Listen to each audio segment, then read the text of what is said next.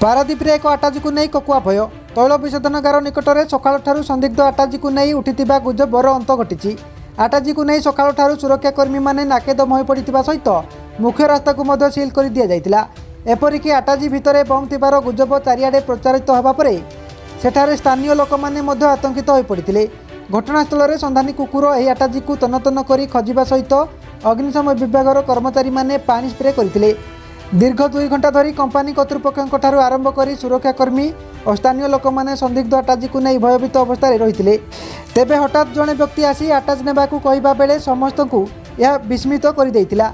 शेष में Paradip IOCL gate निकट में पड़ा संदिग्ध आटाजीटी आईओसीएल अधीनस्थ एक कंपानी रे ठिका भावे कार्य करुवा जड़े कर्मचारी बोली स्पष्ट होइतिला। उक्त व्यक्ति को अभय चांदपुर पुलिस निज हेफाजत को नेबा सह आटाज खोलिबा परे सेथिरे किछि प्लास्टिक रसी cello tape screwdriver wrench multimeter इत्यादि थिबा देखा जाइतिला। ए नहीं कहारी प्रतिक्रिया मिली पारि नाही जेहेतु एही अंचल हाई सिक्यूरिटी एरिया एवं एठारे क्रूड ऑयल को प्रोसेसिंग करा जाई पेट्रोल डीजेल गैस किरोसिन प्रभृति व्यवहार करा जाउची।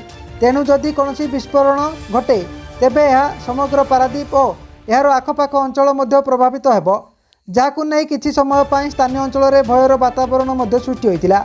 जगतसिंहपुर जिल्लारू प्रसाद सानी को report, Odisha news TV live.